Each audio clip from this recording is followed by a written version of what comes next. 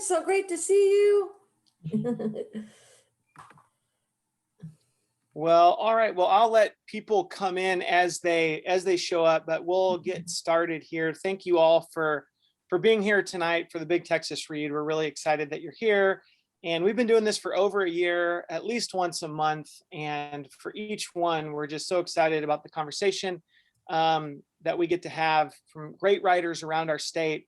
And my name is Blake Kimsey here in Dallas. I'm the executive director of Writing Workshops Dallas, where we offer workshops in fiction, poetry, nonfiction.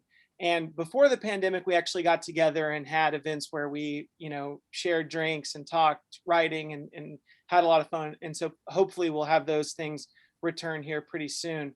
But, with all of our Big Texas Reads, we always like to start off by thanking the UT San Antonio library system, who has always helped us spread the word about the Big Texas Read.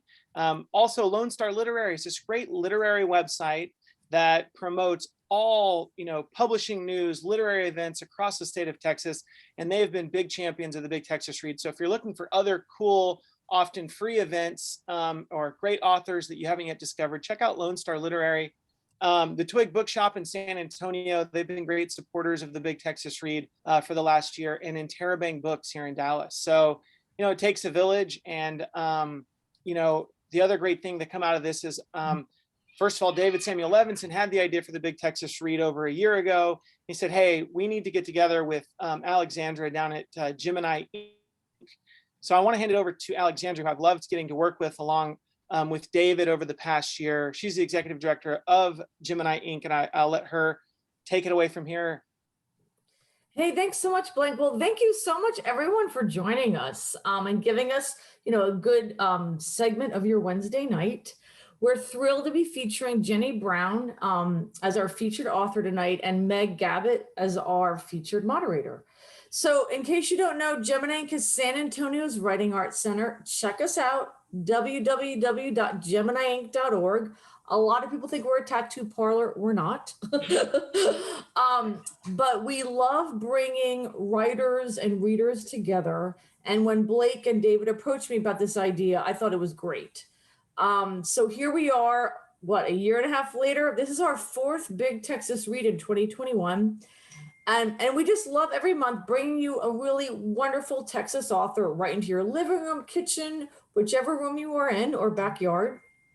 And so I'm going to introduce Jenny Browne, our featured author. Then I will introduce Mag, our wonderful featured moderator. And then I'm going to hand it all over to Mag, and we'll have a great talk with them until about 8. And then Jen will be reading some of her poems, which we can't wait to hear, because we're featuring her new book, Jenny Browne New and Selected Poems, just out from the TCU Poet Laureate Series. But feel free to use the chat, say hello to each other, post comments, and please post questions, because for the last 30 minutes or so of tonight, you'll be able to ask Jenny Browne questions yourself by posting them in the chat. And we can even unmute you if you want to ask it directly. So let's get to the main show here. I'm going to introduce Jenny Browne first, our featured author. She's the author of 3 poetry collections, At Once, The Second Reason, and Dear Stranger, and 2 chapbooks, Welcome to Freetown and Texas Being. She was the 2017 Poet Laureate of Texas. She's a current recipient of a Fulbright Fellowship, and she's a professor of English at Trinity University in San Antonio. Just a few things about her new book, which we're thrilled to be featuring tonight, New and Selected Poems. In the introduction, the one and only Naomi Shihab Nye states, quote, "The poems are switchboards of care, extending in so many directions. It's fascinating to fathom how she gets from one place to another. A startle, a dazzle of impulses, enlivening the spirit." And then the TCU series describes this new collection by saying the following: "From love letters to strangers to extended meditations on slow-moving rivers, these poems surprise in their fidelity to the strangeness of being alive." In the new poems included here, this heightened awareness is set against the landscape of a planet undergoing global climate change, quickly becoming inhospitable. Resisting the pulls of paralysis and apocalypse, Browne travels through extreme and unfamiliar landscapes, considering the unthinkable, negotiating the past, and ultimately reimagining the future and our human place in it. So we can't wait to hear from this new selection of poems by Jenny. And then we're thrilled to have Mag Gabbert be our featured moderator. So just let me give you a little background on Mag. Her poems and essays can be found in 32 Poems, Pleiades, The Rumpus, the Massachusetts Review, Waxwing, and many other journals. She's the author of Minimal Poems, a chapbook of visual poetry and nonfiction, out from Cooper Dillon Books in 2020. And she's received poetry fellowships from Idlewoods Arts and Poetry at Round Top. She teaches creative writing at Southern Methodist University, and I'm thrilled to hand the virtual stage over to Mag and get this conversation going. Thank you so much, Alexandra. Yeah, I should also mention right up until the pandemic hit, I taught as well in-person classes for Writing Workshops Dallas, almost since the beginning of the organization. And I really hope to pick that back up as soon as we're able to. So I wanted to mention sort of how Jenny and I know each other before we dive into this event. And I'm going to not get weepy about it because that would be awkward.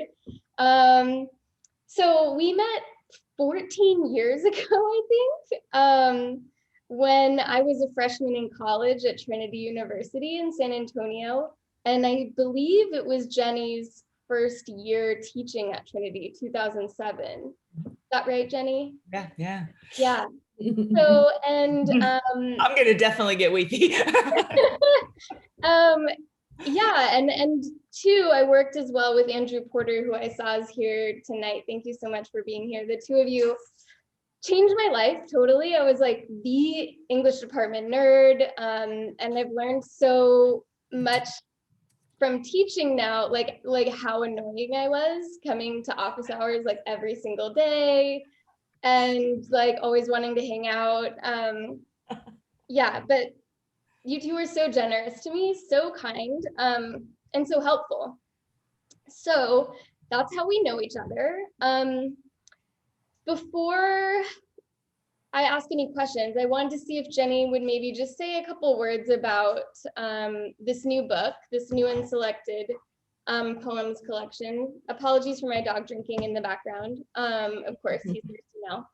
And maybe read for us like a poem or two, and then we'll dive into some questions. I can do that. I mean, this is the part where I might get weepy. I've been so scared. I was told before, like, don't mute yourself, because you can't get unmuted again. And like muting myself is my superpower on Zoom. And so I was just like, what do I do next? I didn't want to like cry. Mag, what a gift. I mean, what a gift. And it sounds like patronizing to say, you're all grown up because you've been grown up for a long time, but to watch you and your work, and yeah, I mean, everybody's a hot mess when they're a freshman in college, and like, but the care and the determination you brought, to that classroom, into your own life, and intention, and just to see that flourishing out there in the world is it's just moving. And when Alexandra asked who could moderate this, and I thought for a minute, and then there's nobody I'd rather talk to tonight, so thanks. Yeah, it's funny, as I was kind of picking up the book to think about what I might read tonight, and Alexandra read from Naomi's really generous introduction. The kind of subtitle of this book is Fellow Travelers. And I was thinking about what I mean by that. And it's interesting. Naomi quotes from an early poem, just 3 lines in that introduction. She says, she quotes a poem that says, "I am trying to keep something alive. It is a slippery thing. It is relearning how to breathe. It is screaming." And it struck me because it's a poem. Fellow Travelers is the title poem in this book, or the first poem, and maybe I'll read it in a second. But as I was kind of thinking about putting this together and picking selections with the editors at TCU, and thinking about collections between poems, between books, I mean, there are that poem, I am trying to keep something alive. I see another former student here with her baby. I mean, that poem comes from the blur of early motherhood, but I see the connection with that experience to, you know, the question of how we might love the world the way we love our own children. You know, what does it mean to write, and I mean maybe literally write to strangers, because there are a lot of epistles in this book from one of my books, Dear Stranger, you know, to write to strangers with intimacy, or to our beloveds with strangeness. So it's been interesting to me to kind of think about, I thought this was like a new title of a new poem, but maybe in some ways it's kind of what I'm feeling is the through line. You know, this sense, and not that I figured out any of these relationships. You two are a fellow traveler who was once a student, you know, who is now a colleague and a poet I admire. And so that's just, it's just really moving to me, I guess. So that's the book. And and I'm glad to be here at the Big Texas Read, because the new poems in this book, and maybe I'll read a couple of those tonight, are definitely Texas. They come from my time as Poet Laureate.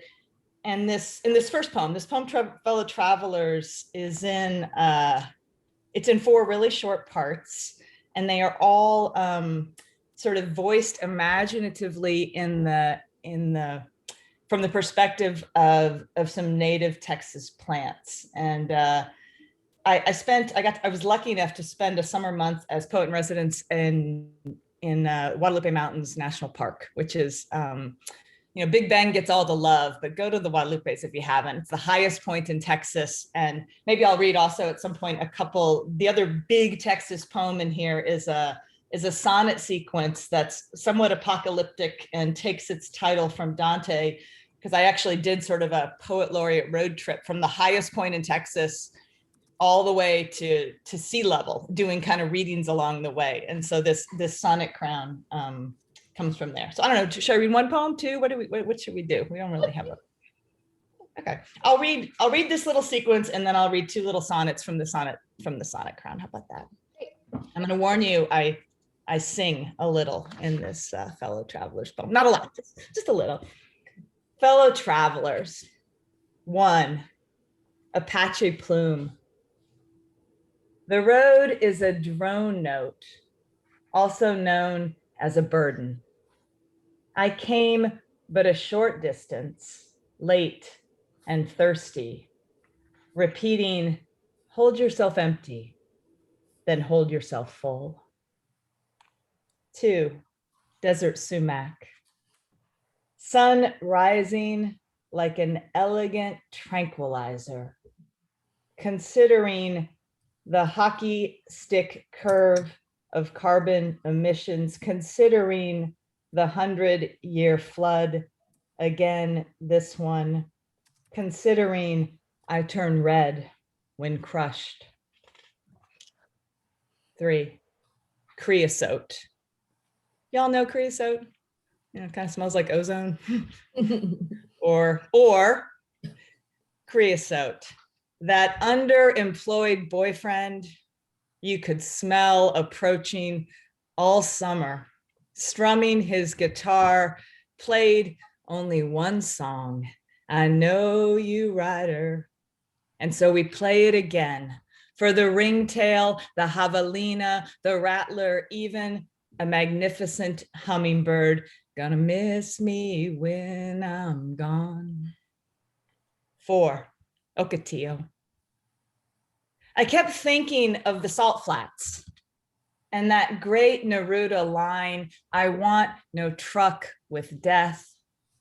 Once I asked a man what word he would have chosen instead, but he sped on toward Carlsbad. Did you know truck comes from the old French for barter? I wonder how a translator chooses between bear hug and strangle. I didn't say let's make a deal. Nights, I still dream of the ocean, waves big enough to drown the engine that makes them.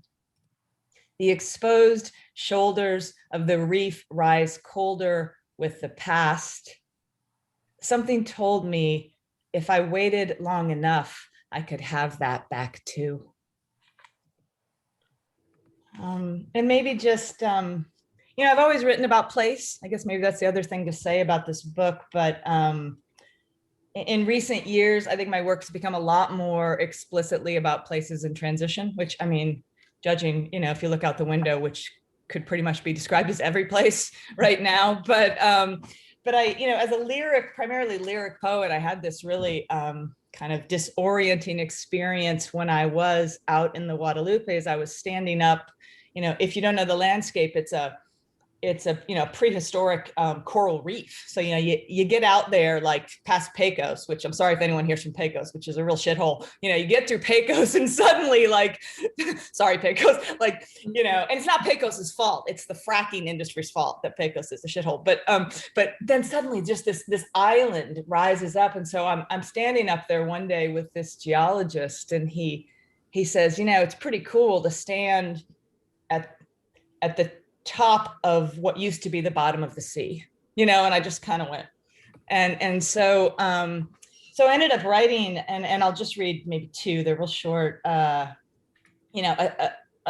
double sonnet crown. So there are 14 sonnets, and then the final one is all lines from the last line from each of the sonnets that come before it. But I don't know that if I told Ashley this, but I talked to my students about how poetic form is a way that you get to experience something unfolding in time, but so is a rock face, And so it was really kind of interesting to try to think about how to connect that landscape formally to the fossil fuel industry. And so definitely, these new poems are more, kind of explicitly trying to figure out how to be in a landscape and also locate it in its history and maybe its future. Somebody, I think, just asked me what page I'm on. Is that correct? I just saw something. So I think, so it's page 17. Yeah, so it starts on page 17. And like I said, I'm not. Though, of one of the sonnets in particular that I really like? No, of course. Yes. I especially like Ozona. Okay, Ozona. I would love to read Ozona. That's good. And I should say that the title of this sonnet crown is "Until the Sea Closed Over Us and the Light Was Gone," and that's a line from the Inferno, from Dante's Inferno. And all of the titles, the kind of individual titles, also come from the Inferno. And that's the moment when in Canto 26, when Dante meets Ulysses, and who, despite knowing, kind of the risks of constant motion, sails his ship off and is destroyed. He just keeps going until it's all destroyed. So if it already happened, it should not be too soon. Ozona. To die or stay alive, albeit fearlessly, my mind must stop revising that great hawk into a killing machine. I don't mean to sound so apocalyptic, but I remind my students they can't put a drone in their poem without some blood on their hands, or leave out the man scanning his screen for heat. It's cold in Ozona, but I meet the happiest men in the world also heading east. Nothing to do there but fish, birds of a feather, gods of wind. I am supposed to warm to your slow turning blades of war, mine, not oars. Arms grow sore, wishing our species better metaphors. I'm glad you picked that one. So freaking good.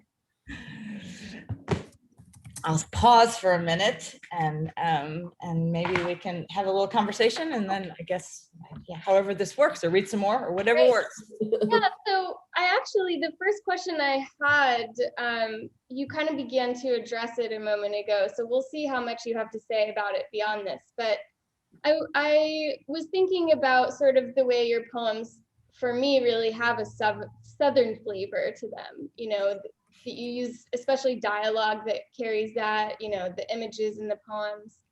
And I was thinking too about your appointments as Poet Laureate of San Antonio and Poet Laureate of Texas, and sort of how even before that, to my knowledge, you had many sort of community projects that would intermingle the work of poetry with the work of place and community.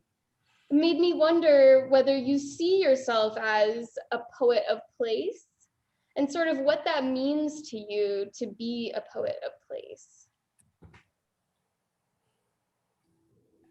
I do. And, you know, and maybe in, I mean, that's like 3 questions at once, but that's your job. You know, I mean, yes, you know, I've had these roles over the years. And when you were saying that, you know, I've been really, I worked as a poet in the schools when I first moved to Texas in 97, I think, traveling all over the state, you know, and it's interesting because when I became poet laureate, I remember Claudia Stokes, who's another professor who you had in the English department, I'm sure, said, you know, are you an interpreter or an evangelist? And I said, yes. You know, I think it was kind of this sense of, you know, for whatever reason, I like people, I like teaching. I have had the luck to get to talk about poetry and think about, you know, language as this vehicle for naming and transformation. And yeah, I think it's funny because I don't know that I have thought of myself as a Texan or Southern poet, you know, but at some point, you know, when I became poet laureate, they said, well, are you, you know, you weren't born in San Antonio, you know, native Texans, like native species. There's a lot of like, you know, propriety here, but I learned to walk at Fort Sam Houston. And so that's what I said, yeah, quite literally. I mean, it was a good metaphor. I took my first steps here, but I'm interested in how geographic knowledge is socially constructed, you know. I mean, and I mean that in literal ways, you know, that we see acting out with borders right now. But I also mean that, you know, how a poem might somehow reflect that, you know, the immediate encounter with the landscape, but also how that landscape evokes memory, the possibility of parallel narratives. I mean, I'm really interested in place, but, you know, but in that way. I mean, is that kind of a beginning? Yeah. It seems like place being sort of an anchor point, or like a platform from which to explore all of these other interests. Yeah, I love that. This actually kind of relates to another question I had. So maybe we could dive into that and then you could read another poem for us. Okay. So in Naomi Shihab Nye's intro to your collection, she quotes you as having said, "For me, poetry begins as a conversation with the self, but I also believe in the greater conversations poetry generates." And when I read that, I immediately thought of Yeats, who I thought you perhaps were alluding to, who said that, you know, poetry is the argument we make with ourselves, and rhetoric is the argument we make with others. And I was thinking about how I've known other poets to sort of use Yeats's line as a way of creating this parallel conversation where they suggest poetry isn't really a realm for the political, and that poetry should be art or private. And I know that you and I would, and many poets would disagree with the idea that poetry can't be political. I mean, you initially were the first person who ever taught me that, you know, all poems are political, and all kinds of expression are political. And so it made me wonder, I guess, thinking about all of these connecting threads, whether you could say something about what you see as the rhetorical function of poetry, if there is one, or what it should be, or whether poems do engage with rhetoric while also engaging with the self, and whether those have to be separate things. Yes, maybe that's my answer to all my questions. You know, interpreter evangelist, yes. But you know, I mean, we could go into the weeds on this a whole lot, but I think at some level, I love the Yeats quote, you know, the quarrel with others and the quarrel with the self. But you know, if by rhetoric what we mean is language that is designed to persuade of something, right? I mean, I mean, absolutely, I think poetry has a rhetorical function, but I think for me, yes, it comes out of content, but it also comes out of music, and it comes out of the sense that I'm interested in poems that suggest something of the real complexity of how it feels to be alive. And if you're doing that, you're living in a world that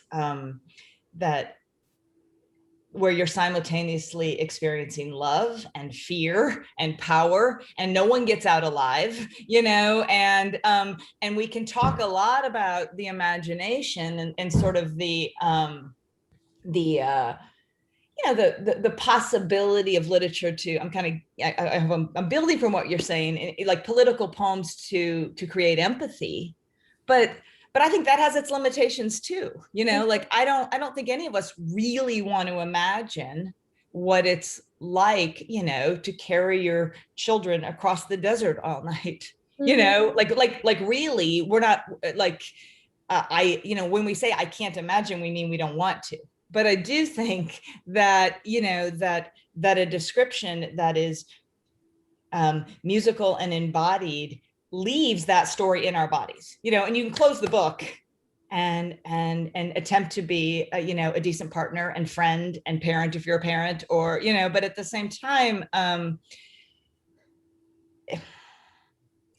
I think that poems that set out to have a rhetorical message generally fail or are not the kind of poems I'm interested in. But I think the poems that, through the various, tools and techniques and forms we've been given, and I don't just mean Western ones, I mean all kinds of poetic forms, have the potential to move us, right? And I mean that word also in that we live in bodies that can be moved. And so that's what is exciting to me. And I'm having this like weird moment of like, it's always like kind of terrifying to think that your students are sitting there writing things down and they're going to repeat them back to you someday. And you just did, it's like, oh, what did I say? Oh God, but I do believe that. I mean, I believe that poems are about power. They're about, the relationship of parts to other parts. They're about attention, and those are all political qualities. What we give our attention to is a political act.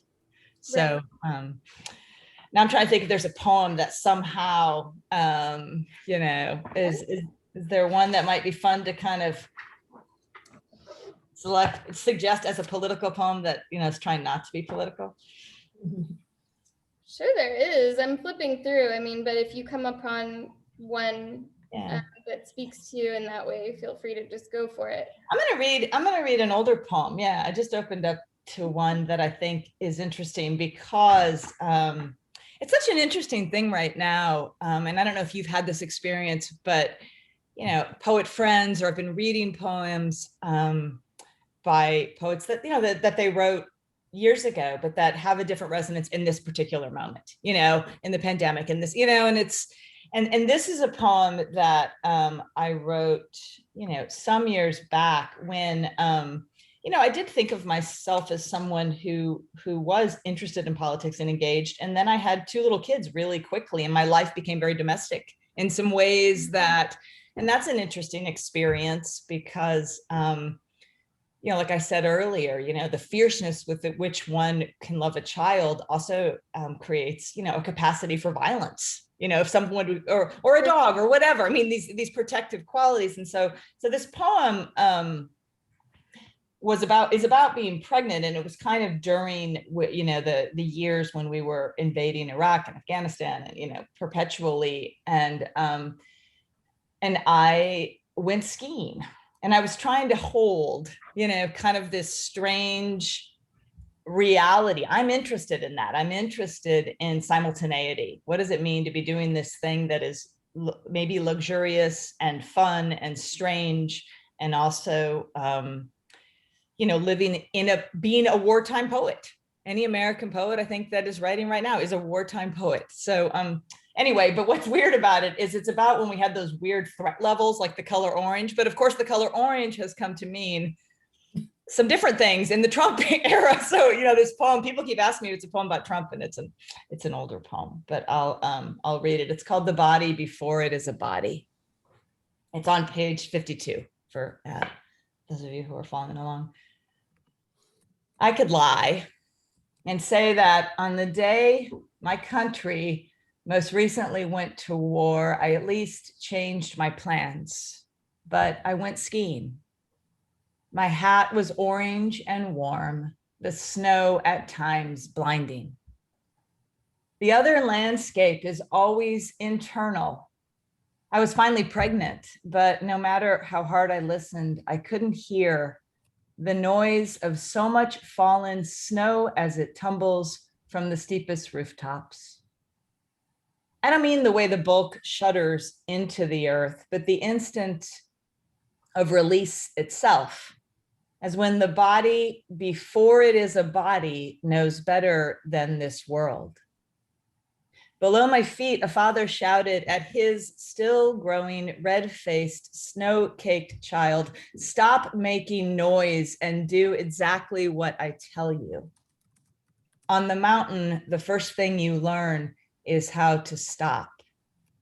In my country, orange means everyone should be a little more afraid than usual. Yeah, that was a great choice. I love that line in particular. The other landscape is always internal. Like, you know, just what you were saying. I mean, I don't know that I think you that if you're being honest that you get to choose, you know, or I mean, I guess we can try to choose.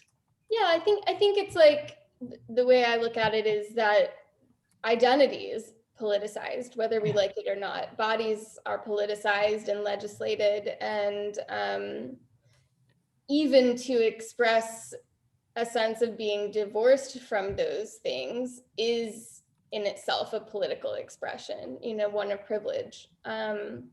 So, and yeah, this poem is sort of great for that because it makes me think about sort of our ownership of our bodies as well, and just autonomy, as when the body, before it is a body, knows better than this world. Sort of the body being its own thing too.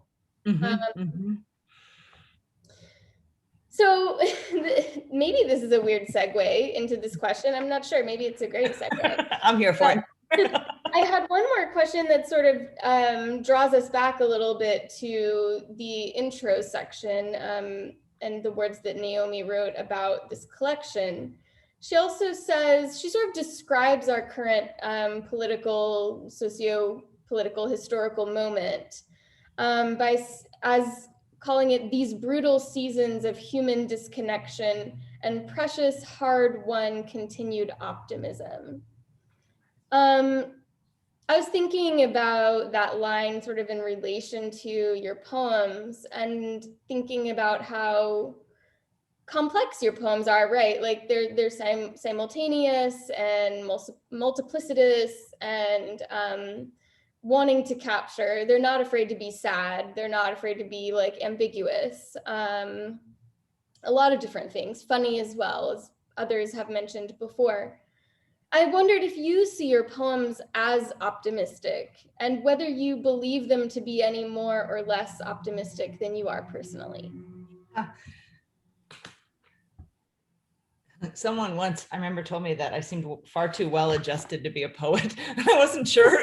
One, it wasn't true. And two, it was kind of like, you know, that sort of, yeah, you know, I think romantic idea, romantic, but this, you know, this, I do tell my students, and maybe this is something I told you, you know, and you wrote down, or maybe you didn't, or maybe, but I often say, like, you don't have to be anything,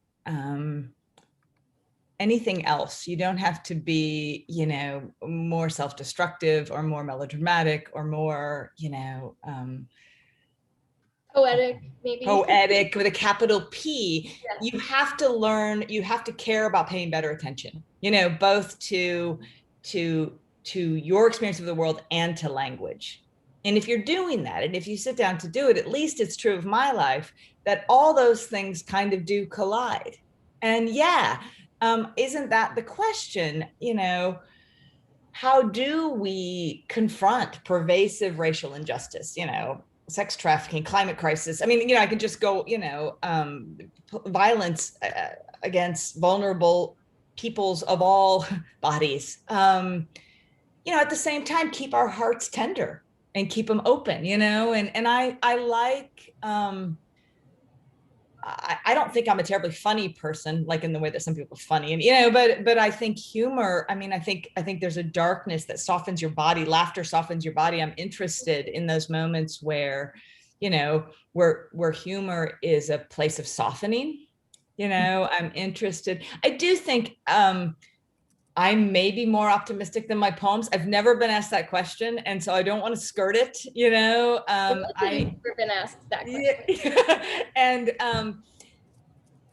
I don't think that that poems are dark, but I definitely go to poems to try to to figure out what, or I end up writing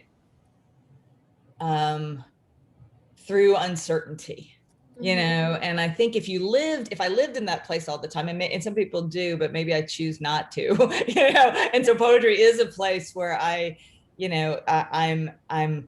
trying to find my way to a question that I don't have an answer for or doesn't have an answer.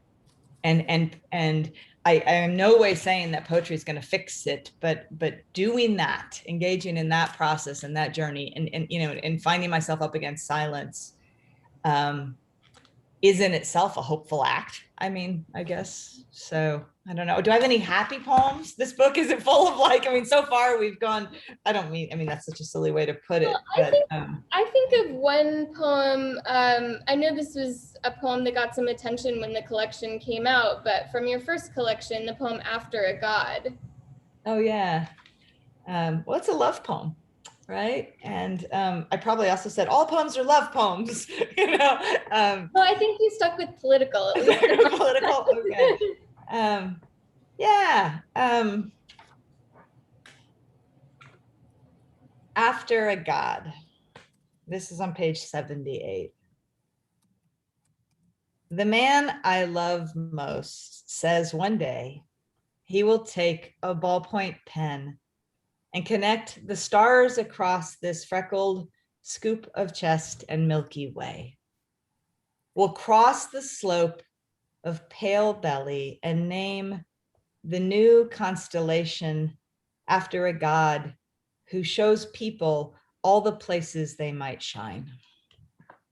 It's nice to read a love poem. I think love poems are hopeful, right? I think believing in love is optimistic.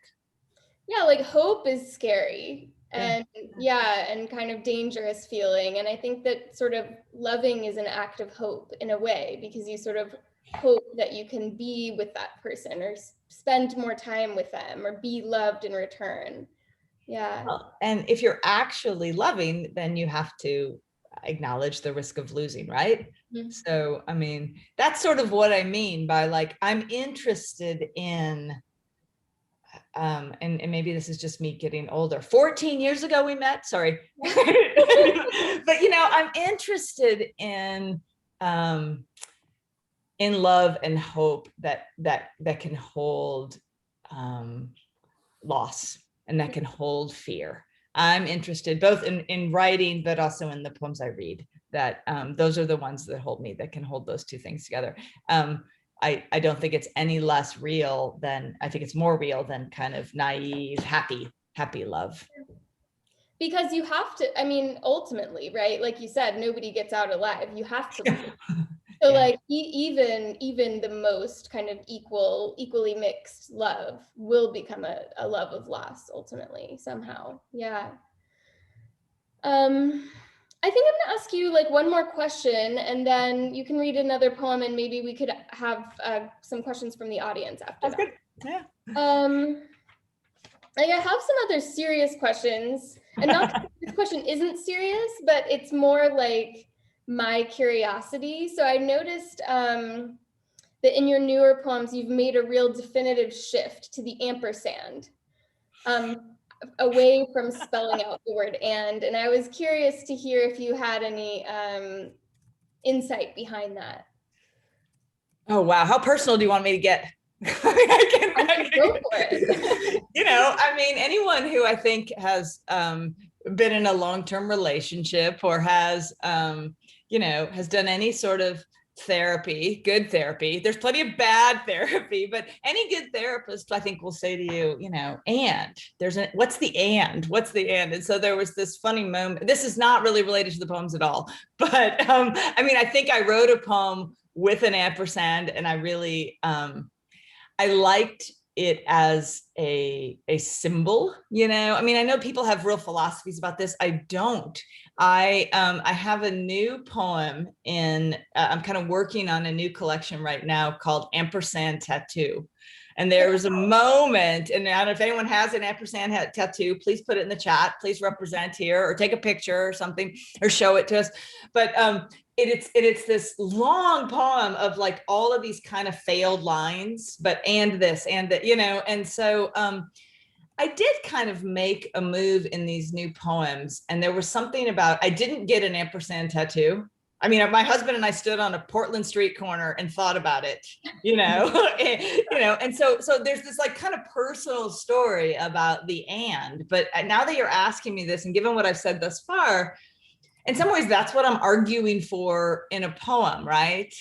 That there's always an and in a poem, or at least, if you're trying to write something that feels true to life, I am admiring this nest of blue jays, and I'm thinking about that it's been a decade since my father died, and the andness. So I mean, maybe if I have a philosophy, it's that it emphasized, this notion of that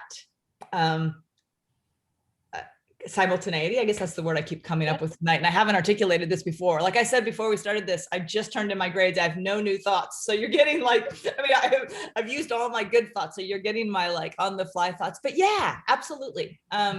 It was something that was going on in my life when I was kind of working on some of these new poems. What's the and? And so it in itself became a kind of I think I was making the tattoo or the imprint in the poems. I mean, that's as good as yeah. What about you? Are you an and? Are you an ampersand? I mean, what's your I usually spell the word out. I was thinking about, because Chen is here in the audience, and Chen and I are good friends, and I know that he uses the ampersand, mostly in his poems, and so I noticed that about these new pieces right away. And yeah, to me it makes me think, like you said, about simultaneity, because it's like the combination, it's not these separate letters, but it's this thing that's together. It also makes me think about maybe like Gabby Calvacaresi's Rocket Fantastic, and the symbol used throughout that collection and how it calls attention to itself. So I can see how there's a bit of that kind of same function happening. I just found it interesting because I noticed it was so sort of definitive. It wasn't like one poem, but many poems, all the new poems. There was this like, there's the before ampersand era, and then the post ampersand era. And I'd like to say that I was like, on the pulse of something, or was paying a lot of attention to what, contemporary poetry was doing, but I don't know that I was, as much as I was sort of interested in the additive kind of quality it gave. I was trying to find that poem. Should I read it? No, I'll stick with the book. I mean, now that I've told you about ampersand tattoo. I mean, that sounds wonderful. If you have it. Well, I just found it. I'm like wondering if I could show it to you. Read it. I'll just read it. And just imagine all the ampersands. How about that? Ampersand tattoo. And in the likely event of a water landing, and the sea rolled her eyes, and behind us the rattle of the gas truck dragging its chains. And run, said the elephant. And if Darwin believed it was easier to cross an ocean than this desert, and if I am always saying one thing and meaning another, and the empty train cars on the way to Marfa frame the cumulus, and whatever is shimmer, whatever. And later he draws himself a beard with the burnt end of a wine cork and calls it time. And she tries a quieter herb for the beans, the one named conejo. And a skin-colored lizard pulsed on the wall. And every evening walking past the coffin shop as the light turned blue. And I mean to say a me-colored lizard. And the lizard-eyed men sold single cigarettes next to a fountain full of jacaranda blooms.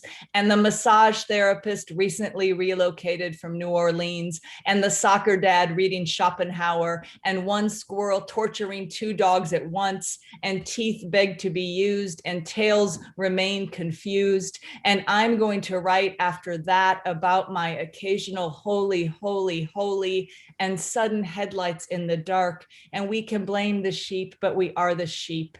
And our recently imploded stadium. And she pins a playing card to the wall and calls it time. And do we not still understand how all great falling happens through air? And the minor celebrity who feared being the one to wear it worse.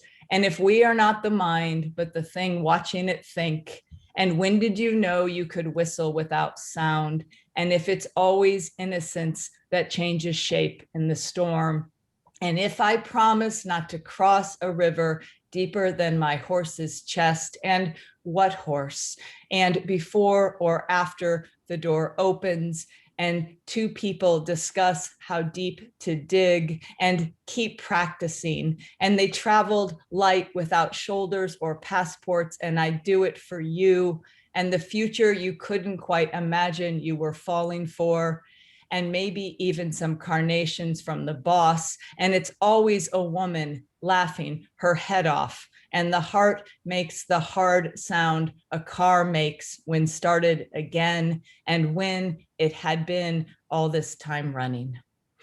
I have never read that out loud. That's a long, sorry, that's a lot of ands. Thank you for indulging me. Well, it's a perfect poem actually to read because you're pulling all these moments from poems in Fellow Travelers too, right? Like the skin-colored lizard and the horse, you know, in the deep river, and you know, I'm hearing like bits and pieces of many poems from this collection in there. So it's sort of this like montage of, or mosaic of moments from just your poems, and all of them coming together in this like multiplicity of your poetry, you know, which is great. Well, you know, it's interesting because, right, like some poems really make their arguments implicitly, you know, and they're doing this, but I think there was something exciting to sort of, you know, at one level feel like you had all these lines, but to make this argument explicitly, you know, that this is just a purely kind of additive poem. Yeah, no, that's fun. And I just listened to this really walking. I don't know what y'all been doing there in the pandemic, but this really, I've done a lot of podcasts, and if since this is a literary kind of thing, if you haven't listened to David Naiman's Between the Covers podcast, it's a Tin House podcast with authors, and he's quite possibly the best interviewer I've ever listened to. I mean, he's just phenomenal, and the care and the questions, which also you've put such care and thought into these questions. I mean, I like want to sound smart, but I'm just moved that you've been thinking about it. And it's like moving to me to have a former student, you know, because often when you're a teacher, you're not a real poet. I mean, you can talk, you know this now as a teacher, right? Like you bring a real poet to the class and everyone's like, did you hear what they said? And I'm like, yes, I've been saying it all semester, but like person who's just nerdy and but I just listened to his conversation with Jory Graham. And it's really funny because Jory Graham doesn't even really let him ask any questions. She just starts talking in like 2 hours and 40 minutes later, but it is like a master class. But she has this moment where she talks about how there's always some new music or something in a book that points to the next thing. Mm-hmm. And I think just hearing you say that, yeah, it has felt like the ampersand maybe pointed to this, to a different kind of momentum and a, you know, kind of a different kind of narrative, that it does feel like these new things I'm working on are kind of more expansive in that direction. Yeah. Yeah. So I actually love, yeah, I love that. I'm so glad I asked that question. So I want to give a chance for some folks in our audience to ask questions. I don't know if Alexandra or Blake, if you've spotted a few questions already. I know we've had some come through the chat, or how you all want to run this portion. Sure. There were a few great questions. I'm scrolling back up through the chat right now. We've had a very active, amazing chat going on. I'm sad that I can't. I mean, this. Yeah. Here's a great one from Sheila. So I'll start with this, and then everyone, please feel free to keep adding questions to the chat. And Blake, you and I can we can go back and forth, reading them aloud. And if you really want to be unmuted, Sheila, you want to ask your own question right here? Blake, can you unmute Sheila? Sheila, you're asking it. And I hope just to say, I don't have all the answers. So if other people have thoughts or questions, and like, I don't know, I can't see you, but like if Mag, if you want to answer, or if someone wants to raise their hand, I love the idea of this becoming as much of a conversation as it can become. Hi, Sheila. Alexandra, which question was it? Good. Oh, shoot. Hold on. You're right. I'm scrolling back up right here. Sorry, there's a lot going on. Because I asked a bunch. Well, we've had the one about if poetry was. Hold on, right here. How or why do you think poetry is suited to your complexity question? Oh, yeah. I was just interested in this idea of complex emotions, Jenny, which I think is true. And something about, you sort of started to answer this, but how or why you think poetry, do you think poetry is kind of uniquely suited to get at that kind of paradoxical, multi-layered thing? And why? At complexity. Well, do I think poetry, I don't know that I think it's more suited, you know, than other kind of genres. And I don't know what you think, Meg, but I think it's differently suited. Mm-hmm. You know, I mean, in particular, when we're thinking about sort of the lyric in the sense of the sort of singing to the individual human experience, right? I mean, one thing that I think I mean by that is that you know, that line, and as a teacher, I think it's important, you know, the difference between sentiment and sentimentality. And I think so often we kind of make the mistake of equating certain subject material as being sentimental, right? Or even, you know, and this can bleed over into thinking about certain identities being political. I mean, there's all these ways that we do this, but I think when something's emotionally sentimental, there's a sense that the emotional resonance or the rhetoric of it is either too much for the situation or not enough. You know, it's too one note. And I'm sort of interested in how poetry now, you know, I think the compression of poetry can allow for an intensity of sentiment, you know, that can be modulated in, you know, and dramatized in a smaller space that for me feels truer to sort of how I feel living than to sort of the world making of a novel. I mean, if that makes sense, is that even helpful? Yeah, it also makes me think, you mentioned the lyric, and I'm sort of thinking about that as like, for me, part of what characterizes the lyric is you have these leaps, you know, and then there's this gap where the reader's asked to make a kind of connection or an association. And to me, there's a simultaneity in that, because we're asking you to take one thing and map it onto another, which the metaphor does too, right? Yeah. Well, and I think Sheila, two things I'm just seeing here. Sheila says something really, I think, interesting about compression and juxtaposition.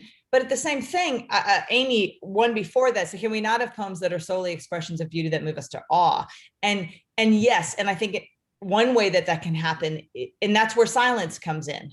I do think that poetry is uniquely positioned in its relationship with silence, you know, and when I feel awe, I am often moved to silence, right? Or to breath. And so, yes, I absolutely think that poems can be, you know, pure description, whether of beauty or of, you know, or some sort of musical dramatization of that. But I think for me, that relationship comes through with how poems engage with silence as much as with what they say. Yeah.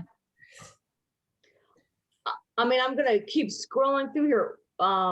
We have, okay, that was, yeah, I was just about to pick Amy's question, so thank you for answering that. I'll do my best. I can barely like write on the chalkboard and spell at the same time. So talking and reading the chat is a little beyond my skill set, especially at this point. Well, David has an interesting question, kind of chiming off of what was being talked about earlier. If all politics is local, then isn't poetry the most political way of writing? You want to comment on that in any way, Jenny?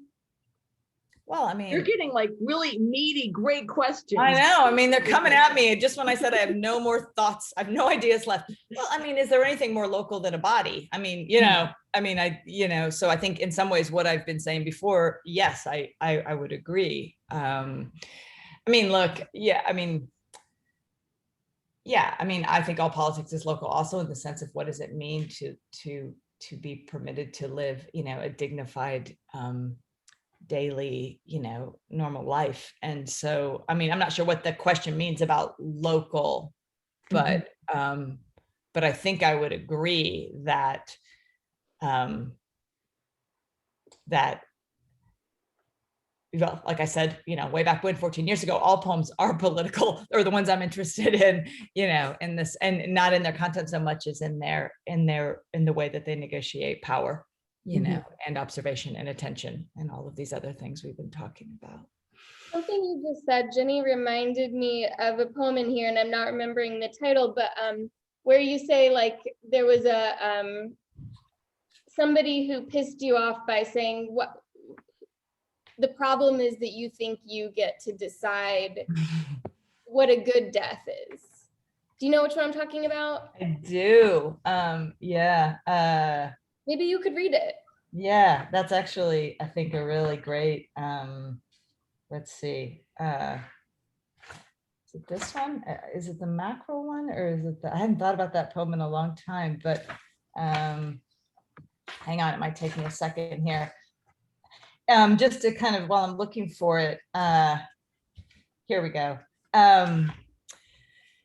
You know, this is a friend, a writer of mine who's also a Buddhist priest, and he feels kind of wounded by this poem in a way that I kind of want to acknowledge here. In some ways, because I think it portrays him in a sense that I think Buddhists can be sort of portrayed as sort of so separate from the world, you know, oh, you just have too many feelings, you know, and I think that is a misinterpretation of, I think, you know, kind of, you know, Buddhism itself. But he did say this, you know, he did say this very literally, you know, the real problem is you still think you get to decide what kind of death is a good one. And so at the moment, I agreed with him. That was my problem. And I think this is a fun poem to read. And it's not a fun poem, but I think it's a useful poem to read in kind of thinking about the things we've been talking about thus far. It's called The Multiple States of Matter.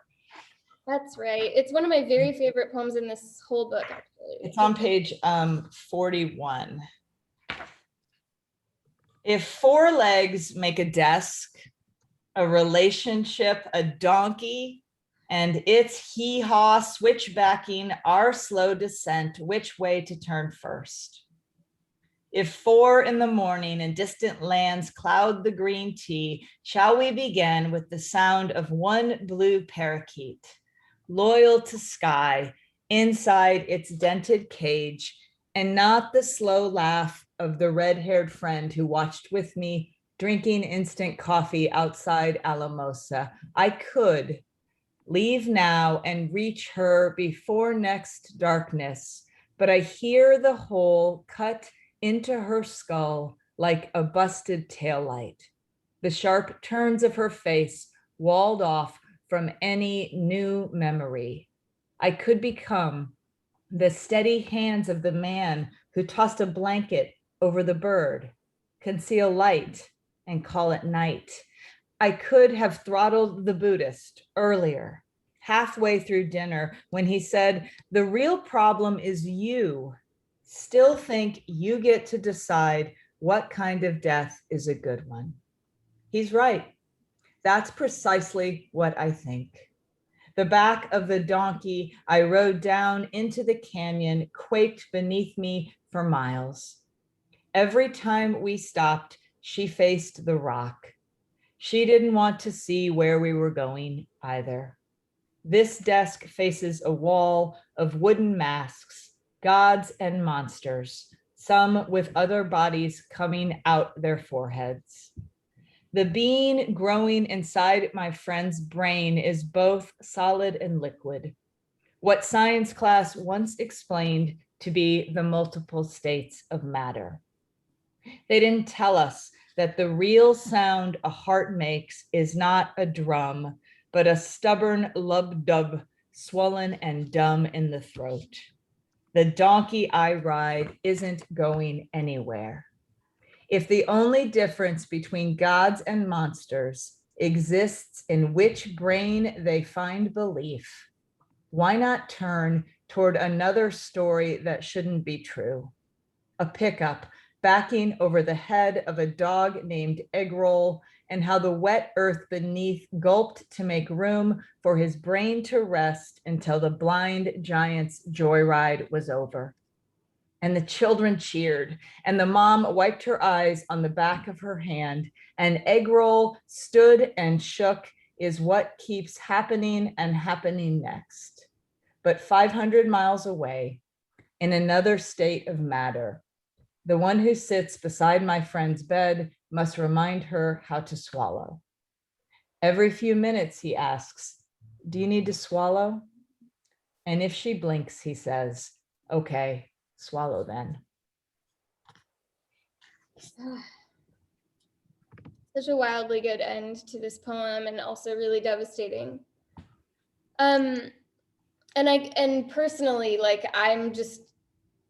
I feel like I want to be a champion of Eggroll. Like, I love that Eggroll's in this poem, and I love that Eggroll makes it, you know, through the poem, that we can kind of roll through as well with Eggroll.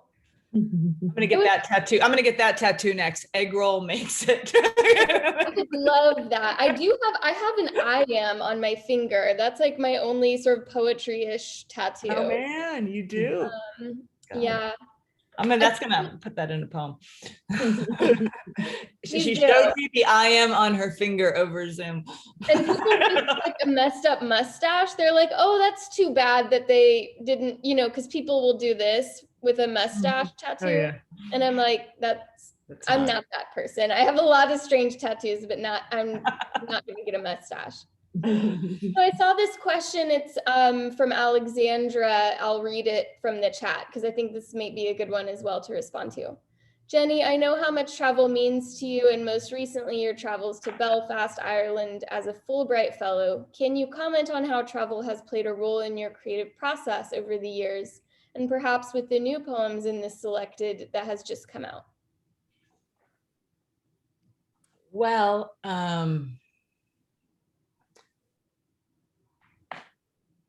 yes, I can. I mean, I'm pausing. I'm leaving for Belfast. I'm going back on Saturday to try to finish the project that I was working on there. And in some ways, what I set up, what I proposed to do as a Fulbright has a lot to do with kind of what we've been talking about right now. Like, what does it mean to sort of Northern Ireland? In many ways, Belfast is like San Antonio, kind of a I don't say a divided city. It's very different there, but a city that has, I think, at least two very different narratives, right? I mean, and I'm interested in sort of locations of memory. You ask someone in San Antonio what the Alamo means, and it really depends on who you ask, and I think the same is very true of Belfast. And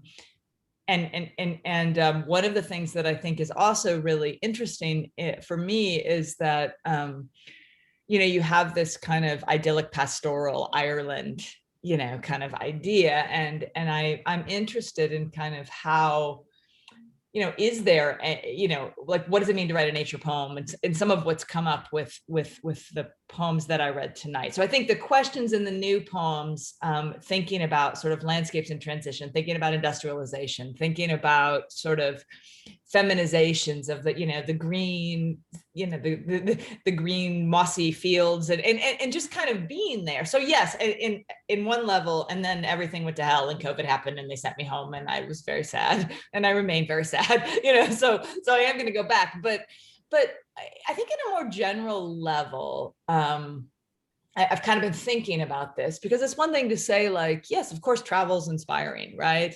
But I do think that this is going to sound weird, but does it even matter where you go?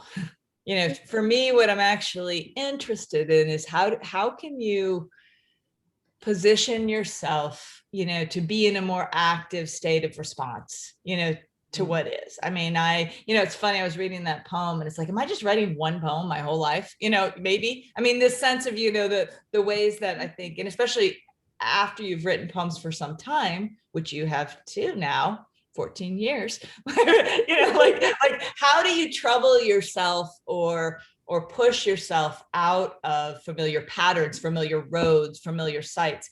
I mean, and this is so interesting to be talking about right now, having come out of the pandemic, right?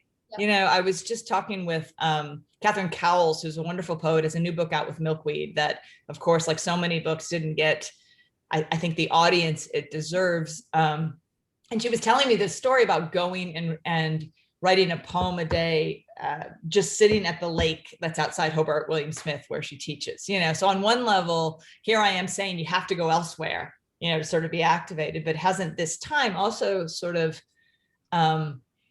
asked us to think about that differently? You know, what do we do when our world has been, you know, compressed? Like, what have you done? How's your writing going? You know, yeah, when our worlds have, you know, maybe have gotten a lot smaller. I mean, every writer I know is having some trouble, I think, because just the kind of way that sensorial information and language kind of passes through us as we're passing through the world, that's been curtailed. And it'll be interesting to see what comes out of that, you know? Yeah, it reminds me, so I just finished reading Invisible Cities, Italo Calvino's Invisible Cities, and it made me think about, you know, Marco Polo is sort of like a protagonist in the book, and there's a point where he talks about like, where Kubla Khan says, why don't you tell me about Venice? And he's like, every city I've told you about is me telling you about Venice, you know, but viewed in relation to, so that makes total sense to me. And it is hard. Like, I was already in sort of like a hermit-ish state before the pandemic. I wasn't like going out a whole lot or anything. And now, there's definitely come a point where it's like, well, I've had no life experiences. So am I just going to write about like my ideas? Am I going to, you know, just become totally vague and abstract? Definitely, I think it's affected like how prolific, you know, my writing is. But I don't know, maybe like you, maybe you see yourself this way. I'm somebody who returns to certain images and certain like memories many times to turn them over again, and hopefully in a different way too. Yeah, no, absolutely. And that's you know, one thing that's happened to me, and I don't know if this happened to other people, but at the same time that I'm saying, everything's feeling very repetitive, there has been sort of locations in memory and sensory detail in places from like random past that have become a lot more tangible. Maybe I said this at our writing drinking group the other night, Alexandra, but but this is something I've been kind of trying to think about, like out of nowhere, you know, I'll get this, you know, very like tactile memory of like sitting on the stack of tumbling mats in my middle school gymnasium, and I can smell it. Like what, like, you know, there's something about kind of the deadening that has weirdly evoked very, very precise and rich and strange kind of sensorial information. And I'm just trying to, you know, mean, that's as far as the idea's gone. I don't know what it means, or but it's been an interesting kind of almost like after image, right? Of this time. I'm not sure that's the right word, but yeah. Sort of, I don't know, like Chen and I were talking about synesthesia the other day, and I'm thinking about how like you can sort of form new connections in your brain, like you're making these new associations, and that sort of unlocks a passageway into that memory, perhaps. Absolutely. Yeah. I mean, I hadn't really thought about this synesthesia, but yes, you're kind of, I love that notion of unlocking a pathway. It's there, but like, how do you then, how do you, what's the magic keyhole? Yeah. I like what Alexandra just said, the idea of travel visiting us, or being visited instead of, maybe that's where the idea needs to go next, right? That like, instead of visiting, I'm being visited. I like that. There's also, I was just researching déjà vu the other day, and I just have to read this little excerpt from like the Wikipedia page of déjà vu, because I don't know, it reminds me of this conversation we were having about like unlocking versus maybe constructing. Some experts suggest that memory is a process of reconstruction rather than a recollection of fixed, established events. This reconstruction comes from stored components involving elaborations, distortions, and omissions. Each successive recall of an event is merely a recall of the last reconstruction. The proposed sense of recognition, déjà vu, involves achieving a good match between the present experience and the stored data. This reconstruction, however, may now differ so much from the original event, it is as though it had never been experienced before, even though it seems similar. Where's that from? It's from the Wikipedia page. It's like, but that sense of, of reconstruction and it's time you're reconstructing from a reconstruction, so that it's moving further. And this sense, there's a book, again, I feel very one note here, but it's by Eliza, I don't know your name, Gabbert. Alyssa Gabbert, yeah. Yeah, Alyssa Gabbert. So I was like, He and I have been like, are we related? And we've really looked into it, and we're not. And I believe it's called the funny thing is that people kept saying it wrong. It's like the unreliability of memory, or the hang on, I have it's the unreality of memory. People kept misquoting her book, and I of course listened to this on the Between the Covers podcast, which I highly recommend, by David Naiman. But I mean, it's quite a good literary podcast. But the unreality of memory, which is a different kind of thing, and what you just said really kind of reminded me of that. And so what is our fidelity to, I mean, obviously I've just come out of teaching 2 semesters of, or 2 classes of intro poetry, right? Where there's a lot of worry about the real. There's a lot of concern about, like, and what people's exes and parents and think about it. So somehow creating a kind of permission, for, I mean, and I think is it Richard Hugo, that sense of, you owe the facts nothing, but you owe, the truth and, and everything, or the truth you discover in the writing of the poem, and if somehow we can kind of get to that, that feels like the goal, right?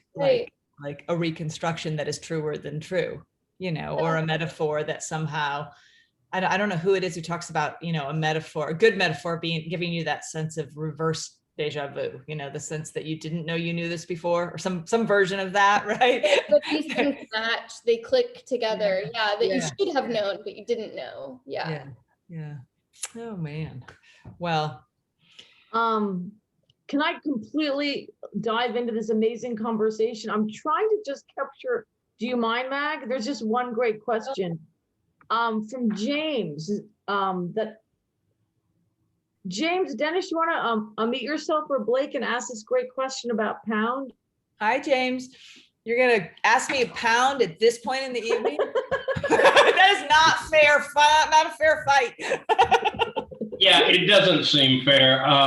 Well, the question was, Pound said that poets are the antenna of the race or of humanity. And so I'm wondering if we are actively about the duty of gathering political, emotional, personal, historical data and then disseminating it. That work, and I asked the question perhaps poorly, but that I asked, can we escape that work? And part of it is sometimes I just don't want to feel that deeply. I genuinely don't. I mean, I've done a couple of pieces on the migrant crisis and pieces about, I work with people who are terminal, and I don't want to necessarily get there, but I'm not sure the poet can avoid it. Well, I mean, you said so many really good things. I mean, and I think, one is, look, you're not here for no reason. I mean, the people who are drawn to poetry, I think, are people who are, who've kind of got their antennas out for what it gives us, for this sense of fragment and juxtaposition and comprehend, all these things we've been talking about all night. But you're also reminding me of what we sort of said, or what I tried to say, and I maybe didn't say very well earlier, of, I have a little bit of suspicion. I absolutely believe that telling the stories you're telling, and paying attention and finding language is absolutely meaningful and important work that makes, other human experiences tangible and visible. But again, like, I also hear you saying, like, if we're tuned to that frequency day and night, how do we move? How do we live? How do we breathe? So, I mean, you're asking these kind of, how do we avoid ending up like Pound at St. Elizabeth? Yeah, it's like, it's weird. I guess I'm coming back to the antenna. I mean, I hadn't actually heard that quote before, and I quite like it, in the sense of that, like, it's this thing that's trying to sort of gather the waves, as much as it is the things themselves, and that feels true to me, and maybe part of what you're saying is, if you're, you've already got your antennas out, if you're drawn to the human stories and to tenderness and to, to difficulty, the things that you're already, thinking about and witnessing and trying to communicate in your own life. But then how do you actually also stay alive, and I guess I hope that the other side of that is that there's pleasure, there's pleasure in the making of something. It has been a shit year, and like my students, like at some point I teach them Pound, I teach this and that, but at some point it was kind of like, what I care about is you coming out of this time feeling like you've had an experience where you went in wrestling with something difficult and you found a place to hold it. You found an antenna, you found, a way to kind of name it, a container in which, it unfolds. And so I guess I'm hoping that there is something in the making that keeps you alive, I mean, that's, I don't think you're really asking me for an answer, but I think it's a really difficult, and it is kind of the question. But I do like the idea of an antenna. I think that's more hopeful than I usually feel about Pound.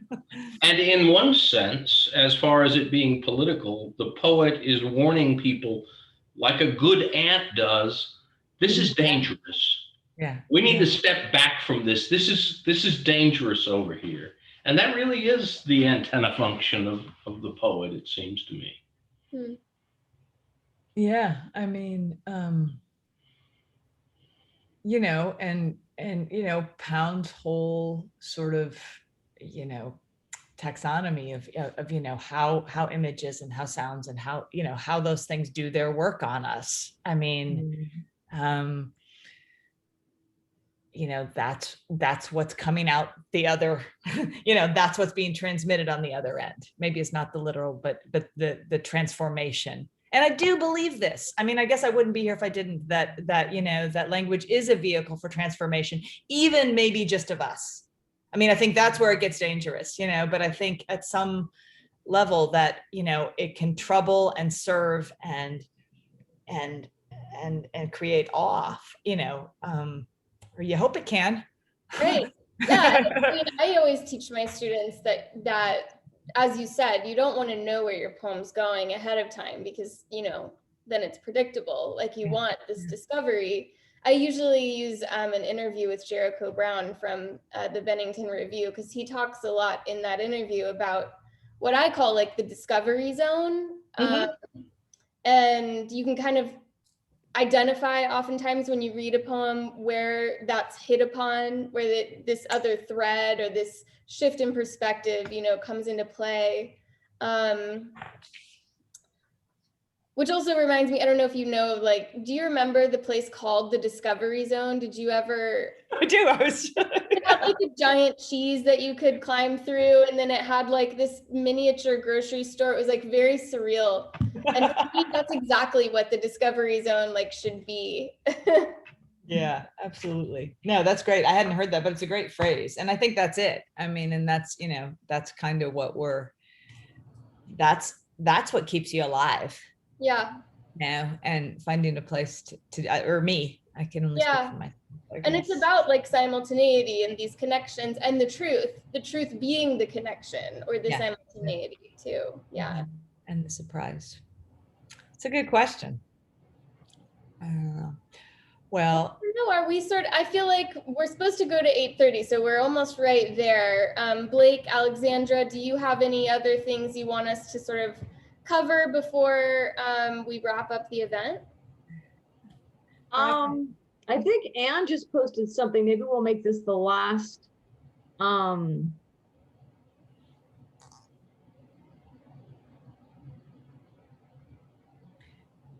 yeah. The horrors of our times and what keeps us alive. Esther Perel said 2 kinds of people came out of the camps: those who survived and those who came back to life.